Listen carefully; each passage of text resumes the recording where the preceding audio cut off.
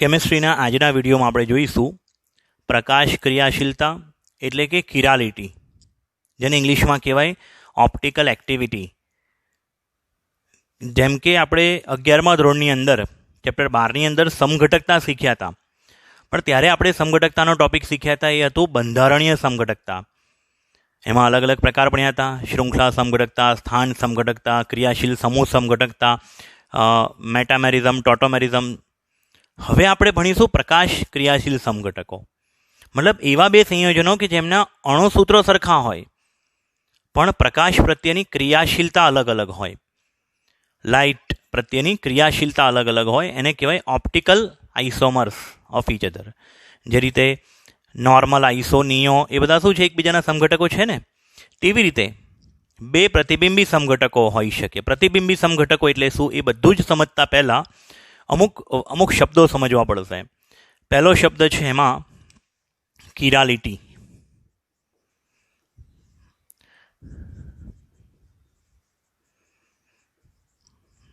Chirality જેને કહેવાય પ્રકાશ ક્રિયાશીલતા.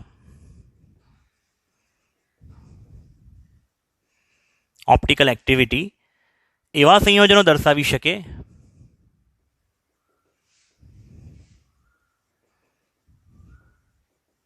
કે જેમાં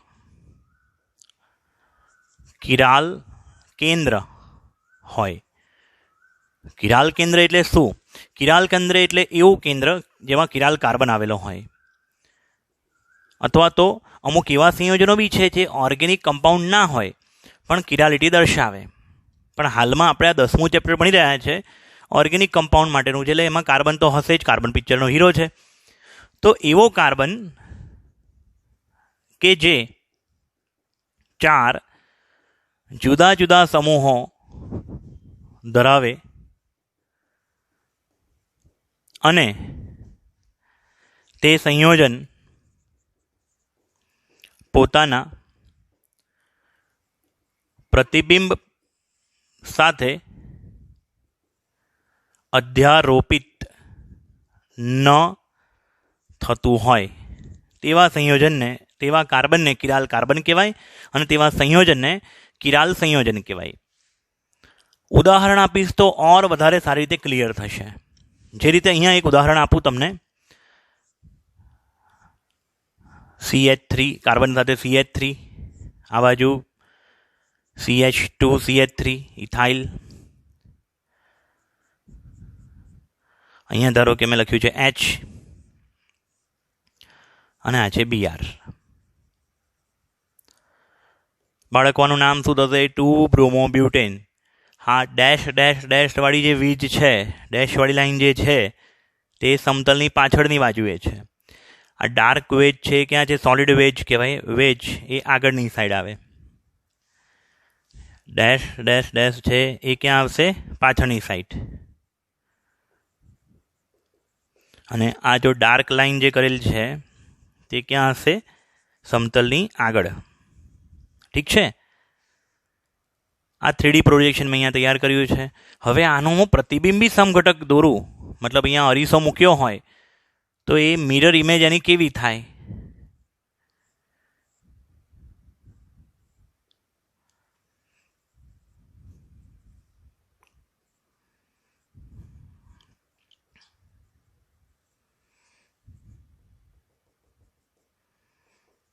હવે આ બે સંયોજનો બે અલગ, એક સંયોજનના સૂત્ર સરખા છે પરંતુ બેવની વિન્યાસ અલગ અલગ છે.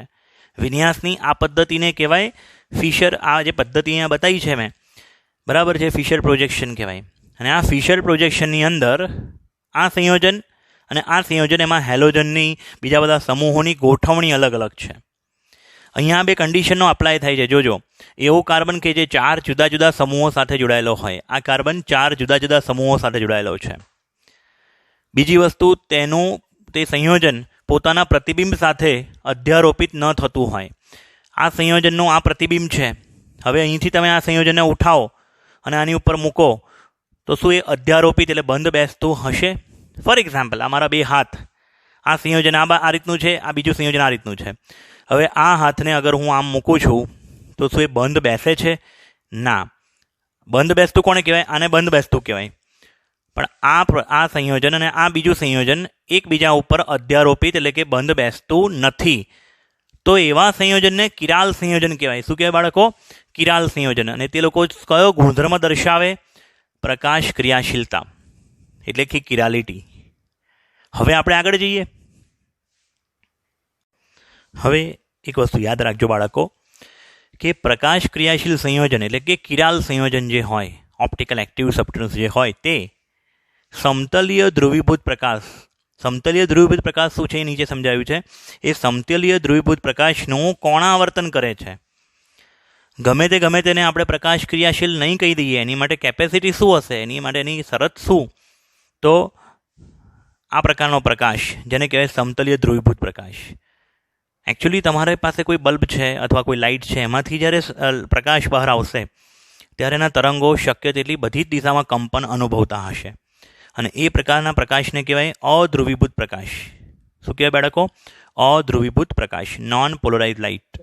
એને આપણે ખાસ પ્રકારના કોઈ પ્રિઝમમાંથી પસાર કર્યો, જેને નામ આપ્યું છે મેં ધ્રુવક. નિકોલ પ્રિઝમ હોઈ શકે છે, ટુર્મેલિન સ્ફટિક, પોલેરોઇડ, આ બધા અલગ અલગ પ્રકારના કાચના નામ છે, જેમાંથી કોઈ પણ એક કાચ તમે લઈ શકો છો પ્રિઝમ તરીકે.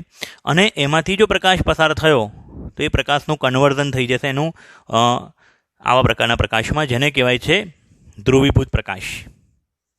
સમતલીય ધ્રુવીભૂત પ્રકાશ, પ્લેન પોલરાઇઝ લાઇટ. આ પ્લેન પોલરાઇઝ લાઇટને હું આ રીતે પણ બતાવી શકું છું, આ રીતે પણ બતાવી શકું છું, આ રીતે પણ બતાવી શકું છું. કહેવાનો મતલબ શું છે? એના શક્ય કંપનો એક જ દિશામાં હવે હશે. અને એવા પ્રકાશને એક નળીમાંથી પસાર કર્યા, એક ટ્યુબમાંથી પસાર કર્યા, જે ટ્યુબનું નામ છે પોલેરીમીટર ટ્યુબ, જેની લંબાઈ છે L, અને જેમાં મેં દ્રાવણ ભરેલું છે. શું ભરેલું છે? દ્રાવણ. એ દ્રાવણ છે પ્રકાશ ક્રિયાશીલ સંયોજનનું દ્રાવણ. જેવી રીતના આગળ મને 2-બ્રોમોબ્યુટેન બતાવ્યું હતું ને, તેવું એવું કોઈ સંયોજન જે પ્રકાશ ક્રિયાશીલ હોય તેનું દ્રાવણ ભરેલ છે, જેની સાંદ્રતા C છે. આ પ્રકાશ આમાંથી પસાર થયો, એ સંયોજનમાંથી પસાર થયો, અને જ્યારે બહાર નીકળ્યો તો એ પ્રકાશનું શું થયેલું માલુમ પડ્યું? રોટેશન. પેલી બાજુ આપણે ઓબ્ઝર્વેશન કરનાર આપણે પોતે હોઈએ, અને એ પ્રકાશનું શું થયું? રોટેશન. તો આ આખી ઘટનાને કહેવાય પ્રકાશ ક્રિયાશીલતા, અને આ પોલેરીમીટર ટ્યુબનો પ્રયોગ કહેવાય. જૂના સિલેબસમાં આખા પ્રયોગ આકૃતિ સાથે હતો ટેક્સ્ટબુકમાં. હાલમાં ખાલી એક પેરેગ્રાફ આપ્યો છે પાઠ્યપુસ્તકમાં, પણ આ સમજવું જરૂરી છે, જેના કારણે આગળનો ટોપિક સમજવામાં ખબર પડે કે એકચ્યુઅલી પ્રકાશ ક્રિયાશીલતા છે શું. હવે આગળ જઈએ. આ જ વસ્તુને આપણે હજી સરળ રીતે સમજીએ. હવે આપણે સમજીશું કેન્દ્ર અનુરાગી પ્રક્રિયાનો અવકાશ રસાયણ દ્રષ્ટિકોણ. જે મેં આગળ તમને સમજાવ્યું બોર્ડ પર, તે જ વસ્તુ ફરીથી અહીંયા સમજીશું થોડું એનિમેશન દ્વારા. આપણે જે બી થિયરી ભણીશું એ સમજવા માટે અમુક મૂળભૂત શબ્દો, અમુક મૂળભૂત સિદ્ધાંત અને સંકેત પદ્ધતિ શીખવી જરૂરી છે. જેમ કે પ્રકાશ ક્રિયાશીલતા, કિરાલિટી, ધારણ એટલે રિટેન્શન. એટલે જે વસ્તુ જીવી છે એવી ને એવી જળવાઈ રહેવી. પણ અગર કોઈ વસ્તુ આવી હોય અને એનું આવું ઇન્વર્ઝન થઈ જાય તો એને કહેવાય વ્યુત્ક્રમણ. બીજું છે રેસેમીકરણ. આ પદાર્થ અને આ પદાર્થ બે અલગ અલગ છે, અને બેનું ઇક્વલ મિશ્રણ હોય એને કહેવાય રેસેમીકરણ. તો આ બધી વસ્તુ આપણે ડીપમાં શીખીશું. હવે પ્રકાશ ક્રિયાશીલતા કોને કહેવાય? તો કેટલાક સંયોજનોના દ્રાવણોમાંથી સમતલીય ધ્રુવીભૂત પ્રકાશને જ્યારે પસાર કરવામાં આવ્યો તો તે સમતલીય ધ્રુવીભૂત પ્રકાશનું ભ્રમણ દર્શાવે છે, જે આ આકૃતિ અહીંયા સૂચવે છે. અને આ જ વસ્તુ હું આગળ બીજી એક આકૃતિથી સમજાવું તમને. અને આવા સંયોજનોને પ્રકાશ ક્રિયાશીલ સંયોજનો કહેવાય. જેમ કે આ આકૃતિમાં તમે સમજી શકો છો કે અહીંયા લેમ્પ મૂકેલો છે. લેમ્પમાંથી જે પ્રકાશ આવ્યો તે બધી દિશામાં કંપન કરે છે. તેને પસાર કર્યો બ્લુ કલરનો એક પ્રિઝમ છે, નિકોલ પ્રિઝમ, ટુર્મેલિન સ્ફટિક, પોલેરોઇડ, જેને ધ્રુવક કહેવાય, ઇંગ્લિશમાં કહેવાય પોલરાઇઝર. તો આ લાઇટ જેવા પ્રિઝમમાંથી પસાર થઈ એના કંપનો એક જ દિશામાં છે, તો આને કહેવાય પ્લેન પોલરાઇઝ લાઇટ અથવા તો ધ્રુવીભૂત પ્રકાશ. એ ધ્રુવીભૂત સમતલીય પ્રકાશને આપણે નળીમાંથી પસાર કરી. આ જે નળી છે એને કહેવાય પોલેરીમીટર ટ્યુબ, જેમાં આપણે કેમિકલ ભર્યું છે. કયું દ્રાવણ ભર્યું છે? જેમ કે ઉદાહરણ આપ્યું તો 2-બ્રોમોબ્યુટેન. હવે 2-બ્રોમોબ્યુટેનનો એ સમઘટક શું કરશે? પ્રકાશના કોણાવર્તન કરાવશે. જોવો જરા અહીંયા આ એંગલ જે છે અને આ એંગલ આ પણ ધ્રુવીભૂત પ્રકાશ છે, આ પણ ધ્રુવીભૂત પ્રકાશ છે, પણ ધ્રુવીભૂત પ્રકાશ શું થયું કોણાવર્તન, રોટેશન, જે જોનારની આંખમાં એ એનાલાઇઝરની મદદથી આ 7 નંબર જે આપેલો છે એનાલાઇઝર છે, એનાલાઇઝરની મદદથી જોઈ શકાય કે આ કોણાવર્તન કેટલા ડિગ્રીનું થયું, કઈ બાજુએ થયું, ક્લોકવાઇઝ થયું કે એન્ટી ક્લોકવાઇઝ થયું. આગળ જોઈએ.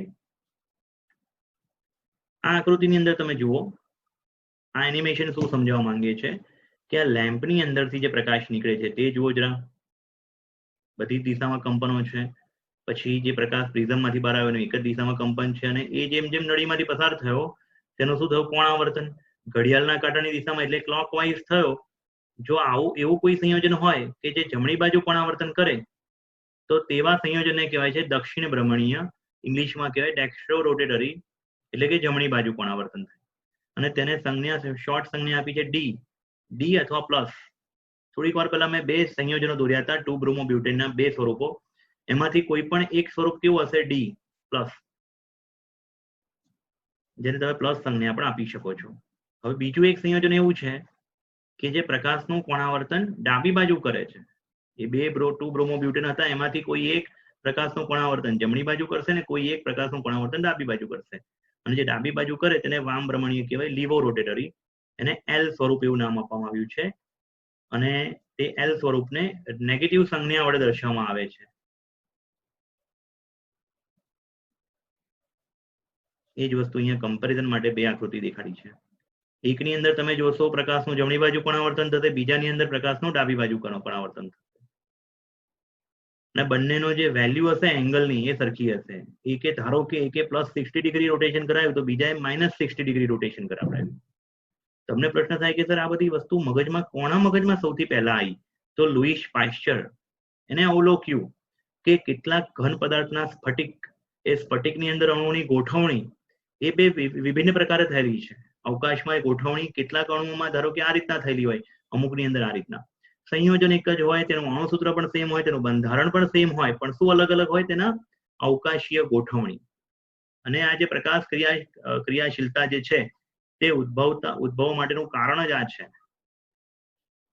એ વિન્યાસ સાથે સંકળાયેલું છે. બીજા 2 વૈજ્ઞાનિકોએ પણ આ જ વાત પુરવાર કરી. વોન હોફ અને લેબલે પણ આ જ વસ્તુ કીધી કે મધ્યસ્થી જે કાર્બન છે, જેને કિરાલ સેન્ટર, કિરાલ કાર્બન કહેવાય, જે ચતુષ્ફલકીય બંધારણ ધરાવે, જો sp3 સંકરણ હોય તો અહીંયા ચારેય સમૂહો મેં કેવા દર્શાવે છે, અલગ અલગ. અને એ ચારેય સમૂહો અલગ અલગ છે, અસમ કાર્બન, કિરાલ કાર્બન હોવાને કારણે તે પ્રકાશ ક્રિયાશીલતા દર્શાવે છે. અહીં જેમ કે મેં એક અણુ દોર્યો છે, બીજો એક અણુ, જેમાં કાર્બન સાથે OH, Cl, CH3 અને H, બરાબર છે. એટલે ક્લોરોઇથેનોલ દોર્યો છે મેં અહીંયા, 1 ક્લોરો ઇથેન 1 ઓલ, જેના 2 સ્વરૂપો છે અને બંને એકબીજા ઉપર અધ્યારોપિત નથી થતા. તો આવા કાર્બનને, આ જે કાર્બન છે તેને શું કહેવાય? અસમ કાર્બન અથવા તો અવકાશ કેન્દ્ર કહે છે.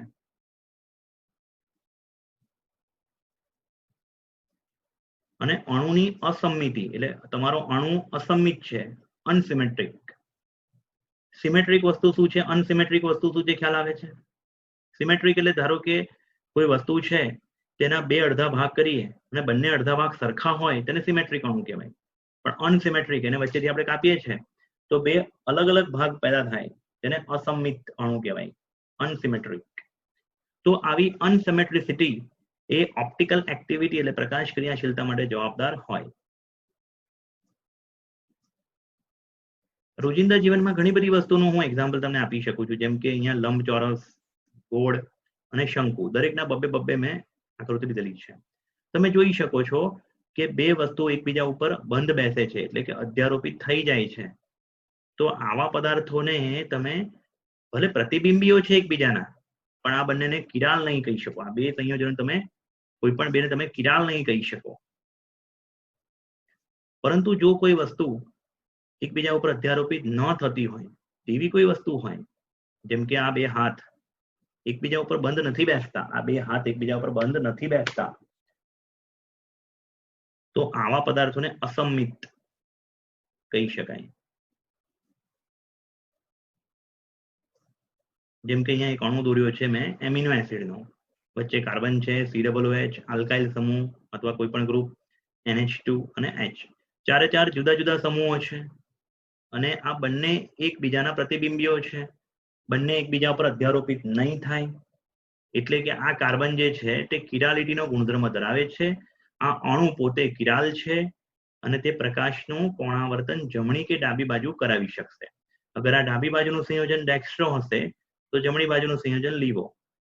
અગર આ ડાબી બાજુનું સંયોજન લીવો હશે તો આ જમણી બાજુનું હશે ડેક્સ્ટ્રો. હવે કયો પદાર્થ ડેક્સ્ટ્રો કે લીવો છે તેના માટે શું કરવું પડશે? પોલેરીમીટર ટ્યુબનો પ્રયોગ કરવો પડશે, જે આપણે આગળ જોયું.